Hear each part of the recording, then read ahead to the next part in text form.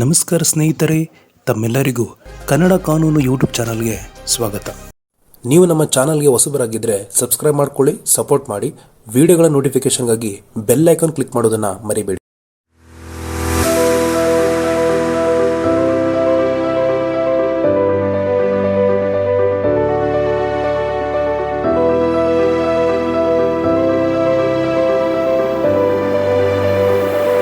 ಬಾಬಾ ಸಾಹೇಬ್ ಅಂಬೇಡ್ಕರ್ ಭಾರತದ ಸಾಮಾಜಿಕ ವ್ಯವಸ್ಥೆಯನ್ನ ಹಿನ್ನೆಲೆಯಲ್ಲಿ ದ ಕ್ಯಾಶ್ ಇನ್ ಇಂಡಿಯಾ ಅಂತಕ್ಕಂಥ ಒಂದು ಪುಸ್ತಕ ಬರೆದಾರೆ.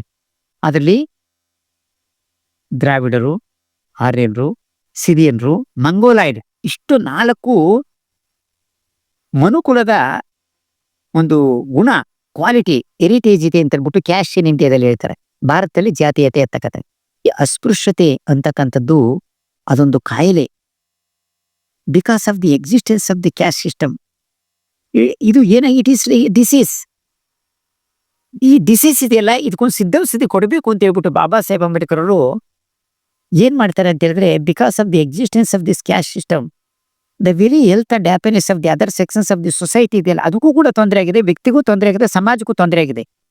ಇಂಗ್ಲೆಂಡ್ ಹೋದಾಗ ಅವರು UK ಯುನೈಟೆಡ್ ಕಿಂಗ್ಡಮ್ ಹೋದಾಗ ಅವ್ರಿಗೆ ವಿಶೇಷವಾದಂತ ಕುತೂಹಲ ಏನಂತಂದ್ರೆ, ಓದೋದೆಲ್ಲ ಓದ್ತಾರೆ, ಓದ್ತೀವಿ ಯಾವುದಕ್ಕಾಗಿ, ಏನೋ ಒಂದಷ್ಟು ಜೀವನೋಪಾಯಕ್ಕೆ, ಸ್ವಲ್ಪ ತಿಳ್ಕೊಳ್ಳೋದಕ್ಕೆ, ಸ್ವಲ್ಪ ಜ್ಞಾನಕ್ಕಾಗ್ಬಿಟ್ಟು. ಆದ್ರೆ ಬಾಬಾ ಸಾಹೇಬ್ ಅಂಬೇಡ್ಕರ್ ಅವರು ಇಷ್ಟು ಆಳವಾಗಿ ವಿಶಿಷ್ಟಮಯವಾಗಿ ಯಾಕೆ ಓದಿದ್ದಾರೆ ಅಂತ ಹೇಳಿದ್ರೆ, ಭಾರತದಲ್ಲಿ ಬಡತನ ಇದೆ, ಬಡತನ ನಿವಾರಣೆ ಆಗ್ಬೇಕು, ಅಜ್ಞಾನ ಇದೆ, ಅದಕ್ಕೆ ಜ್ಞಾನ ಕೊಡ್ಬೇಕು, ಅನಕ್ಷರತೆ ಇದೆ, ಅವ್ರಿಗೆ ಅರಿವು ಮತ್ತು ಶಿಕ್ಷಣವನ್ನ ಕೊಡ್ಬೇಕು, ಅಸಮಾನತೆ ಇದೆ, ಅವ್ರಿಗೆ ಸಮಾನತೆಯನ್ನು ಕಲ್ಪಿಸ್ಕೊಡ್ಬೇಕು.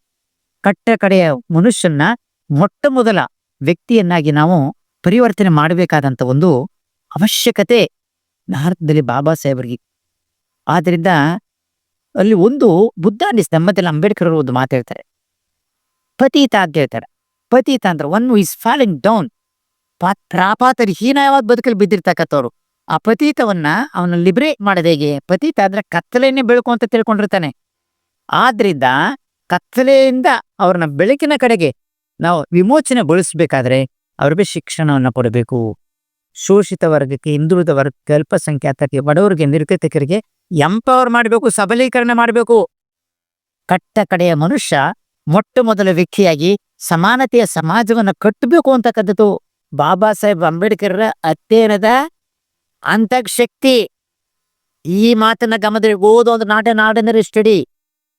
ಈ study deep into the matter. ಅವ್ರ ಅಧ್ಯಯನ ಹೇಗಿತ್ತು ಅಂತ ಹೇಳಿದ್ರೆ, ಸಮಸ್ಯೆಗಳಿಗೆ ಪರಿಹಾರವನ್ನ ನೀಡ್ತಕ್ಕಂಥ ಒಂದು ಅಸ್ತ್ರ, ಒಂದು ಸಿದ್ಧೌಷಧಿ. ಹಾಗೇನೆ ಬಾಬಾ ಸಾಹೇಬ್ ಅಂಬೇಡ್ಕರ್ ಅವರು ಉನ್ನತ ಶಿಕ್ಷಣವನ್ನ ಪಡ್ಕೊಂಡಾದ್ಮೇಲೆ ಬಹಿಷ್ಕೃತ ಹಿತಕರಣೆ ಸಭಾ ಅಂತಕ್ಕಂಥ ಒಂದು ಸಂಘಟನೆಯನ್ನ ಕಟ್ತಾರೆ. ಯಾಕಂದ್ರೆ ಈ ಶೋಷಿತ ಬಹಿಷ್ಕರ ಸಮಾಜದಿಂದ ಹೊರಗಿರ್ತಕ್ಕಂಥ ಈ ಸಮುದಾಯಕ್ಕೆ ಅವ್ರಿಗೊಂದು ಸಂಘಟನೆ ಮಾಡೋದಕ್ಕ ಬಹಿಷ್ಕೃತ ಹಿತರಕ್ಷಣಾ ಸಮಿತಿ ಅಂತಕ್ಕಂಥದ್ದನ್ನ, ಹಿತರಕ್ಷಣಾ ಸಭೆ ಅಂತಕ್ಕಂಥನ್ನ ಕಟ್ತಾರೆ. ಈ ಹಿತರಕ್ಷಣಾ ಸಭೆಯನ್ನ ಕಟ್ಟಿದ ಮೇಲೆ ಬಹಿಷ್ಕೃತನ ಒಟ್ಟಾಗಿ ಸೇರಿಸ್ಕೊಂಡು, ಅನ್ಟಚಬಲ್ಸ್ನ, ಡಿಪ್ರೆಸ್ಡ್ ಕ್ಲಾಸ್ನ ಒಟ್ಟಾಗಿ ಸೇರಿಸ್ಕೊಂಡು ಮೂವ್ಮೆಂಟ್ ಅನ್ನ ಮಾಡ್ತಾರೆ. ಮಹಾಡ್ ಕೆರೆನಲ್ಲಿ, ಚೌಡರ್ ಕೆರೆನಲ್ಲಿ, ಮಹಾಡ್ನಲ್ಲಿ ಇರ್ತಕ್ಕಂಥ ಚೌಡರ್ ಕೆರೆನಲ್ಲಿ ಸುಮಾರು 10,000 ಜನರನ್ನ ಸಂಘಟನೆ ಮಾಡಿಕೊಂಡು, ಅಲ್ಲಿ ಮಹಾರ್ ಜನಾಂಗ ನೀರನ್ನ ಕುಡಿಯೋದಕ್ಕೆ ಅವಕಾಶ ಇರಲಿಲ್ಲ. ಕೆರೆ ಮೇಲೆ, ಸಾರ್ವಜನಿಕ ಕೆರೆಯಲ್ಲಿ ಶೋಷಿತರು ಕೂಡ ನೀರನ್ನ ಕುಡಿಬಹುದು. ಯಾಕಂದ್ರೆ ಈ ಮಹಾಡ್ ಕೆರೆಯಲ್ಲಿ, ಚೌಡರ್ ಕೆರೆಯಲ್ಲಿ ಬಾಬಾ ಸಾಹೇಬ್ ಅಂಬೇಡ್ಕರ್ ಮಹಾಡ್ ಚಳವಳಿ ಮಾಡಿರ್ತಕ್ಕಂಥದ್ದು, ಚೌಡರ್ ಕೆರೆಯಲ್ಲಿ ನೀರು ಕುಡಿತಾ ಇರ್ತಕ್ಕಂಥದ್ದು. It was not the question of merely drinking water, it was the question of declaration of human rights. ಕೇವಲ ನೀರು ಕುಡಿದು ಬಿಡ್ಬೋದಲ್ಲ, ಕಣ್ಣೆ ಮರೆಗೆ ಹೋದಷ್ಟು ನೀರು ಕುಡ್ಕ ಬಂದ್ಬಿಡ್ಬೋದು, ಅಥವಾ ಎದುರಿಗೆ ಒಂದು ನೀರು ಕುಡಿದು ಬಿಡೋದಲ್ಲ. ಸಾರ್ವಜನಿಕ ಕೆರೆಯಲ್ಲಿ ಎಲ್ಲಾ ಮಾನವರು ಕೂಡ ನೀರನ್ನ ಕುಡಿಬಹುದು ಅಂತಕ್ಕಂಥ ಹಕ್ಕಿದೆ ಅಂತಕ್ಕಂಥ ಜಗತ್ತಿಗೆ ತೋರಿಸಿದಂಥದ್ದು ಅವ್ರದ್ದು ಒಂದು ಸತ್ಯಾಗ್ರಹ ಚಳವಳಿ. ನಂತರ ಬಾಬಾ ಸಾಹೇಬ್ ಅಂಬೇಡ್ಕರ್ ಅವರು ಈ ಟೆಂಪಲ್ ಎಂಟ್ರಿ, ಕಳರಾಮಗುಡಿ ದೇವಾಲಯಕ್ಕೆ ಪ್ರವೇಶಕ್ಕೆ ಪ್ರಯತ್ನ ಮಾಡ್ತಾರೆ. ಬ್ರಿಟಿಷ್ ಸರ್ಕಾರದ ಅನುಮತಿ ತಗೊಳ್ತಾರೆ. ಹೇಳ್ತಾರೆ 15,000 ಜನ ಶೋಷಿತ ಸಮುದಾಯವನ್ನ ಸಂಘಟನೆ ಮಾಡಿಕೊಂಡು ಕಳರಾಮಗುಡಿ ದೇವಾಲಯಕ್ಕೆ ಪ್ರವೇಶ ಮಾಡೋಕ್ಕೆ ಪ್ರಯತ್ನ ಮಾಡ್ತಾರೆ, ಟೆಂಪಲ್ ಎಂಟ್ರಿ. ಆದರೆ ಅಲ್ಲಿ ಕ್ಯಾಸ್ಟ್ ಹಿಂದೂಸು, ಸಬರಮೀಯರು ಆ ದೇವಸ್ಥಾನದ ಬಾಗಿಲನ್ನ, ಗೇಟನ್ನು ಕ್ಲೋಸ್ ಮಾಡ್ಬಿಟ್ಟು ಆದ್ರೆ ಬಾಬಾ ಸಾಹೇಬ್ ಯಾವುದೇ ಕಾರಣ ಕೂಡ ದೇವಾಲಯ ಪ್ರವೇಶ ಮಾಡಲಿಲ್ಲ.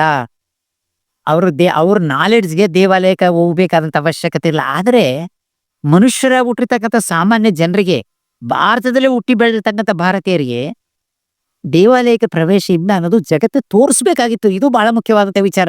ಅವ್ರಿಗೊಂದು ದಾಖಲೆ ಬೇಕಾಗಿತ್ತು. ಸೈಮನ್ ಕಮಿಷನ್ಗೆ ಬಾಬಾ ಸಾಹೇಬ್ ಅಂಬೇಡ್ಕರ್ ಅವರು ಒಂದು ವರದಿಯನ್ನು ಸಲ್ಲಿಸ್ತಾರೆ. ಈ ವರದಿಯಲ್ಲಿ ಅದರಲ್ಲಿ ಮಹಾಟ್ಕೆರೆ ನೀರಿನ ಪ್ರವೇಶ ಮತ್ತು ಕಾಳರಾಂಬುಡಿ ಪ್ರವೇಶಕ್ಕೆ ಯಾವ ರೀತಿ ನಮಗೆ ನಿರಾಕರಣೆಯಾಗಿದೆ, ಭಾರತದಲ್ಲಿ ಹುಟ್ಟಿ ಬೆಳೆದಿರ್ತಕ್ಕಂಥ ಭಾರತೀಯರಿಗೆ ಎಷ್ಟೊಂದು ಶೋಷಣೆ ಇದೆ ಅಂತಕ್ಕಂಥದ್ದನ್ನ ಅದು ಪ್ರಮುಖವಾಗಿ ಒಂದು ಎವಿಡೆನ್ಸಸ್ ಅನ್ನ ಪ್ರೂವ್ ಮಾಡ್ತಾರೆ. 1931 ರೌಂಡ್ ಟೇಬಲ್ ಕಾನ್ಫರೆನ್ಸ್ಗೆ, the first round table conference was held at London. ಅದರಲ್ಲಿ Baba Saheb Ambedkar and other 80 delegates participated in the deliberations of the first round table conference. ಮತ್ತೆ ಅದಾದ್ಮೇಲೆ ಮೊದಲನೇ ರೌಂಡ್ ಟೇಬಲ್ ಕಾನ್ಫರೆನ್ಸ್ಗೆ ಬಾಬಾ ಸಾಹೇಬರು ಪಾಲ್ಗೊಂಡಿದ್ದು ಎಲ್ಲ ಪ್ರತಿನಿಧಿಗಳು ಸೇರಿದ್ರು. ಗಾಂಧೀಜಿ ಉಪ್ಪಿನ ಸತ್ಯಾಗ್ರಹವನ್ನ, ಸಾಲ್ಟ್ ಸತ್ಯಾಗ್ರಹ ಮಾಡಿರೋದು ಈ was arrested and put behind the bars. ಅದಾದ ಮೊದಲನೇ ರೌಂಡ್ ಟೇಬಲ್ ಕಾನ್ಫರೆನ್ಸ್ ಗಾಂಧೀಜಿ ಅವರು ಹೋಗಿರಲ್ಲ. ಗಾಂಧೀಜಿ, ಭಾರತ ರಾಷ್ಟ್ರೀಯ ಕಾಂಗ್ರೆಸ್ಸು ಮತ್ತು ಅಸ್ಪೃಶ್ಯ ಜನಾಂಗದ ಪ್ರತಿನಿಧಿಯಾಗಿ ಬಾಬಾ ಸಾಹೇಬ್ ಅಂಬೇಡ್ಕರ್, ಮತ್ತೆ ಮುಸ್ಲಿಂ ಲೀಗ್ನ ಪ್ರತಿನಿಧಿಗಳು ಮೊಹಮ್ಮದ್ ಅಲಿ ಜಿನ್ನಾ, ಮತ್ತೆ ಹಿಂದೂ ಮಹಾಸಭಾ, ಮತ್ತೆ ಪ್ರಿನ್ಸ್ಲಿ ಸ್ಟೇಟ್ಸ್, ಹೀಗೆ ಅನೇಕ ಸಂಘಟನೆಗಳಲ್ಲಿ ಪಾರ್ಟಿಸಿಪೇಟ್ ಮಾಡಿದೆ. ಎಲ್ಲಾ ವರ್ಗದ ಎಲ್ಲ ಪ್ರತಿನಿಧಿಗಳನ್ನ ಚರ್ಚೆಯನ್ನು 2ನೇ ರೌಂಡ್ ಟೇಬಲ್ ಕಾನ್ಫರೆನ್ಸ್ ಚರ್ಚೆ ಆಗುತ್ತೆ. ಚರ್ಚೆ ಆದಾಗ ಸಮಸ್ಯೆ ಬರೋದೇನಂತೆ ಅಂದ್ರೆ, ಅಂಬೇಡ್ಕರ್ ಅವರು ಒಂದು ಮಾತು ಹೇಳ್ತಾರೆ. ದ ಬ್ರಿಟಿಷ್ ಎಂಪೈರ್ ಒಂದು ಪ್ರಶ್ನೆ ಕೇಳ್ತಾರೆ. ಏನಂತಾರೆ, ಬ್ರಿಟಿಷನು ಭಾರತವನ್ನು 200 ವರ್ಷಗಳ ಕಾಲ ಆಳ್ವಿಕೆ ಮಾಡಿದರೆ. The British empire in which the sun never set such a vast empire you have built. ಇಂಥ ಭವ್ಯವಾದಂಥ 200 ವರ್ಷಗಳ ಕಾಲ ನೀವು ರಾಜ್ಯಭಾರ ಮಾಡಿರ್ತಕ್ಕಂಥ ಭಾರತದಲ್ಲಿ, ಭಾರತದ ಗ್ರಾಮೀಣ ಜಮೀನ್ದಾರಿ ವ್ಯವಸ್ಥೆಯಲ್ಲಿ ಅಸ್ಪೃಶ್ಯರ ಶೋಷಣೆ ಆಗಿದೆ. ಅಸ್ಪೃಶ್ಯರಿಗೆ ನೀವು ನ್ಯಾಯ ದೊರಕಿಸಿಲ್ಲ. ಅಸ್ಪೃಶ್ಯರಿಗೆ ಅನ್ಯಾಯ ಆಗಿದೆ. ಭಾರತದ ಗ್ರಾಮೀಣ ಜಮೀನ್ದಾರಿ ಜಾತಿ ವ್ಯವಸ್ಥೆಯನ್ನ ಅಳಿಸಾಕಕ್ಕೆ ನಿಮ್ಮ ಕೈಲಾಗಿಲ್ಲ. ಆದ್ರಿಂದ ನಿಮ್ಮ ಆಳ್ವಿಕೆಯಲ್ಲಿ ನಮಗೆ ಅನ್ಯಾಯ ಆಗಿದೆ ಅಸ್ಪೃಶ್ಯರಿಗೆ. ಇದನ್ನ ನೀವು ಗಮನದಲ್ಲಿಟ್ಕೊಂಡು ನಮ್ಗೆ ಪರಿಹಾರವನ್ನು ಕೊಡಬೇಕು. ಆದ್ರಿಂದ ನೀವು ನ್ಯಾಯವನ್ನು ದೊರಕಿಸಿ, ಅಸ್ಪೃಶ್ಯ ಜನ ಶೋಷಿತರಿಗೆ ನೀವು ನ್ಯಾಯವನ್ನು ದೊರಕಿಸ್ಕೊಟ್ಟು ಆಮೇಲೆ ಭಾರತಕ್ಕೆ ಸ್ವಾತಂತ್ರ್ಯವನ್ನು ಕೊಡಬೇಕು. ಹಾಗೆ ಇದಕ್ಕಿಂತ ಮೊದಲೇ ಮೊಘಲ್ ದೊರೆಗಳು ಕೂಡ ರಾಜ್ಯಭಾರ ಮಾಡಿದ್ದಾರೆ. ಅವರು 800 ವರ್ಷಗಳ ಕಾಲ ಆಳ್ವಿಕೆ ಮಾಡಿದಾರು ಕೂಡ ಶೋಷಿತ ವರ್ಗಕ್ಕೆ ಅವರ ವಿಮೋಚನೆಗಾಗಿ ಅವರು ಕೂಡ ಒಂದು ಪರಿಹಾರವನ್ನು ಸೂಚನೆ ಸುಮ್ಮನೆ ಬಿಟ್ಟುಬಿಟ್ಟಿದ್ದಾರೆ. ಭಾರತದಲ್ಲಿ ಅಸ್ಪೃಶ್ಯತೆ ನಿವಾರಣೆ ಆಗಬೇಕು ಅಂತ ಬಿಟ್ಟು ಬಾಬಾ ಸಾಹೇಬ್ ಒಂದು ಪಟ್ಟಿಡಿದು ಒಂದು ವಾದವನ್ನು ಮಂಡಿಸಿದಾಗ ಎಲ್ಲಾ 3 first, second, third round table conference ಅಲ್ಲಿ ಚರ್ಚೆ ಆದ್ಮೇಲೆ 3 ದೊಡ್ಡ ಮೇಜರ್ ಪರಿಸ್ಥಿತಿ ಚರ್ಚೆ ಆಗಿ ಕೊನೆಗೆ ಬಾಬಾ ಸಾಹೇಬ್ ಅಂಬೇಡ್ಕರ್ ಬೇಡಿಕೆಯಂತೆ ದ ಸೆಪರೇಟ್ ಎಲೆಕ್ಟ್ರೇಟ್, ಪ್ರತ್ಯೇಕ ಮತದಾನದ ಹಕ್ಕನ್ನ ಸೆಪರೇಟ್ ಎಲೆಕ್ಟ್ರೇಟ್ ಅನ್ನ ಡಿಕ್ಲೇರ್ ಮಾಡ್ತಾರೆ. ಅದರಲ್ಲಿ 1932 ದ ಪೂನಾ ಪ್ಯಾಕ್ಟ್, ಗಾಂಧೀಜಿ ಮತ್ತು ಅಂಬೇಡ್ಕರ್ ಅವರ ನಡುವೆ ಒಂದು ಒಪ್ಪಂದ ಆಗುತ್ತೆ. ಅದರಲ್ಲಿ ಈ ಪ್ರತ್ಯೇಕ ಮತಗಟ್ಟೆಯನ್ನ, ಅಂದ್ರೆ the scheduled caste people should have 2 voting power. ಒಂದು ಅಸ್ಪೃಶ್ಯರ ನಾಯಕರಿಗೆ ಅಸ್ಪೃಶ್ಯ ಜನಾಂಗಿ ಓಟ್ ಹಾಕಬೇಕು, ಶೋಷಿತರ ಲೀಡರ್ಗೆ ಶೋಷಿತರು ಜನರಲ್ ಕಾನ್ಸ್ಟಿಟ್ಯೂನ್ಸಿಗೂ ಓಟ್ ಹಾಕಬೇಕು. ಯಾಕಂದ್ರೆ ಜನರಲ್ ಕಾನ್ಸ್ಟಿಟ್ಯೂನ್ಸಿ ಪ್ರತಿನಿಧಿಗಳಿಗೆ ಶೋಷಿತರ ಹಂಗಿರ್ಲಿ, ಶೋಷಿತರ ಪ್ರತಿನಿಧಿ ಶೋಷಿತರೇ ಆಗ್ಬೇಕು. ಯಾಕಂದ್ರೆ ಅವ್ರು ವಿಮೋಚನೆ ಆಗ್ಬೇಕು, ಆಗ ಸ್ಟ್ರಾಂಗ್ ಲೀಡರ್ ಎಮರ್ಜ್ ಆಯ್ತಾರೆ ಅನ್ಬಿಟ್ಟು ಇದು ಒಪ್ಪಂದ ಆಗಿರ್ತದೆ ಪೂನಾ ಪ್ಯಾಕ್ಟ್ ಅಲ್ಲಿ.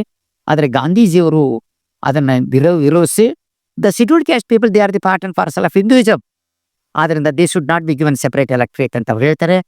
ಅಸ್ಪೃಶ್ಯ ಜನಾಂಗ ಹಿಂದೂ ಧರ್ಮದ ಅವಿಭಾಜ್ಯ ಅಂಗ, ಅವರ ಪ್ರತ್ಯೇಕ ಮತದಾನದ ಅವಕಾಶವನ್ನು ಕೊಡಬಾರದು ಅಂತ ಪಟ್ಟಿಡಿದ್ರಿಂದ ಜಾಯಿಂಟ್ ಎಲೆಕ್ಟ್ರೇಟ್ ಆಗಿ ಈಗ ಪ್ರೆಸೆಂಟ್ ಏನಿದೆ ಇನ್ ರಿಸರ್ವೇಶನ್ ಒಂದು ಸ್ಥಿತಿ ಅಸ್ತಿತ್ವಕ್ಕೆ ಬಂತು.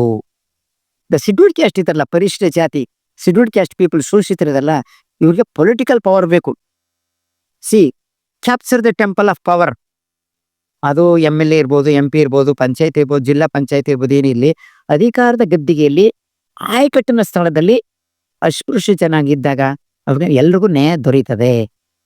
ಅಧಿಕಾರಹೀನರು, ಹಣ ಅಧಿಕಾರ ಸಂಪತ್ತಿಲ್ಲದೆ ವಂಚಿತರಾಗಿದ್ದಾರೆ, ಆದದ್ದು ಅಸ್ಪೃಶ್ಯರಾಗಿದ್ದಾರೆ, ಅವ್ರಿಗೆ ಹಣ ಅಧಿಕಾರ ಸಂಪತ್ತು ಬೇಕು ಅಂದ್ರೆ ಪವರ್ ಬಹಳ ಮುಖ್ಯ ಅಂತ ಹೇಳ್ಬಿಟ್ಟು ಅವರು ಕಾಲ್ಡ್ ಫಾರ್, ಬಾಬಾ ಸಾಹೇಬ್ ಅಂಬೇಡ್ಕರ್ ಅವರು called for to gain political power. ಅದಕ್ಕೊಂದು ಕರೆ ಕೊಡ್ತಾರೆ. ಸಮಾಜ ಅಂತಂದ್ರೆ ಒಂದು ಊರು ಅಂತ ಹೇಳಿದ್ರೆ ಎಲ್ಲ ಜನರು ಒಟ್ಟಾಗಿ ಸೇರಿ ಒಟ್ಟಿಗೆ ಬದುಕಿ ಬಾಳೆ ಊಟ ಮಾಡ್ಕೊಂಡು ಪರಸ್ಪರ ಸಹಕಾರ ಸಾಮರಸ್ಯದಿಂದ ಬದುಕಬೇಕು. ಆದ್ರೆ ಭಾರತದಲ್ಲಿ ಏನಾಗಿದೆ, ಜಾತಿಯ ವ್ಯವಸ್ಥೆಯಲ್ಲಿ, ವರ್ಣದ ವ್ಯವಸ್ಥೆಯಲ್ಲಿ ಹರಿದೊಂಚು ಬಿಟ್ಟಿದ್ದಾರೆ. ಆದ್ರಿಂದ ಇಲ್ಲಿ ಕ್ಯಾಸ್ಟ್ ಇದೆ, ಜಾತೀಯತೆ ಇದೆ, ಒಟ್ಟಾಗಿ ಒಂದು ಸಮಾಜ ಅಂತ ಹೇಳಕ್ಕಾಗಲ್ಲ. ಆದ್ರಿಂದ because of the existence of the caste system that leads to the denial of democracy. ಆದ್ರಿಂದ ಅವ್ರು ಏನ್ ಮಾಡ್ತಾರೆ ಅಂತ ಹೇಳಿದ್ರೆ, ಒಂದು ನೈತಿಕ, ಸಾಮಾಜಿಕ ಮತ್ತು ಶೈಕ್ಷಣಿಕ ಸುಧಾರಣೆಗಳಾಗಬೇಕು ಭಾರತದಲ್ಲಿ ಅಂತಕ್ಕಂಥದ್ದಕ್ಕಾಗಿ ಅವರು ಒಂದು ಚಳುವಳಿಯನ್ನು ಮಾಡಿ ಹೋರಾಟ ಮಾಡ್ತಾರೆ. ಏನ್ ಮಾಡ್ತಾರೆ ಅಂತ ಹೇಳಿದ್ರೆ, because of the existence of this caste system the very health and happiness of the other sections of the society ಇದೆಯಲ್ಲ, ಅದಕ್ಕೂ ಕೂಡ ತೊಂದರೆ ಆಗಿದೆ, ವ್ಯಕ್ತಿಗೂ ತೊಂದರೆ ಆಗಿದೆ, ಸಮಾಜಕ್ಕೂ ತೊಂದರೆ ಆಗಿದೆ. ಆದ್ರಿಂದ ಹಿಂದೂ ಧರ್ಮವನ್ನು ತ್ಯಜಿಸಿ ಬಾಬಾ ಸಾಹೇಬ್ ಅಂಬೇಡ್ಕರ್ ನಾನು ಹಿಂದೂ ಧರ್ಮವನ್ನು ತ್ಯಜಿಸ್ತೀನಿ ಅಂತೇಳಿ ಒಂದು ಡಿಕ್ಲರೇಷನ್ ಕೊಡ್ತಾರೆ.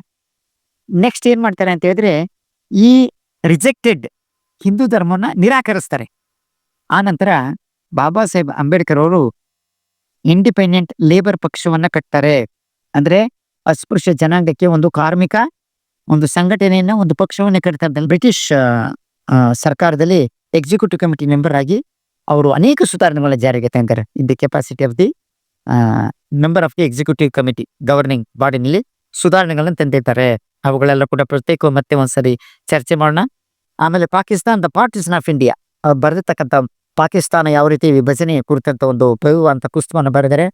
ಆಮೇಲೆ ಮುಖ್ಯವಾಗಿ ಬಾಬಾ ಸಾಹೇಬ್ ಅಂಬೇಡ್ಕರ್ ಅವರ members of the viceroy's executive ಕೌನ್ಸಿಲ್ನ ಸದಸ್ಯರಾಗಿ ಮಹತ್ತರ ಸುಧಾರಣೆಯನ್ನು ಜಾರಿಗೆ ತಂದಿದ್ದಾರೆ.